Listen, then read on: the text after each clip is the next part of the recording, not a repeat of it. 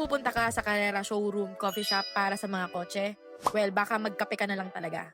Akala ko rin parang full-blown car museum siya na may maraming mamahaling sasakyan, pero in reality, may isang main car display lang doon tapos isang motor and smaller displays. Pero wait, may dahilan kung bakit nagustuhan ko pa rin dito. Yung vibe. Tahimik, malamig, classy, parang anytime may lalapit sa yung engineer para pag-usapan yung next car design.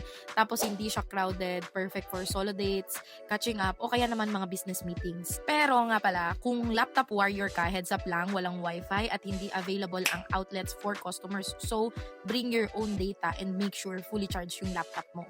Price-wise naman, hindi siya budget cafe. Halos ka-price siya ng Starbucks coffee, pero medyo maliit yung serving. Masarap siya and honestly, kasama talaga sa binabayaran mo dito yung ambience at experience.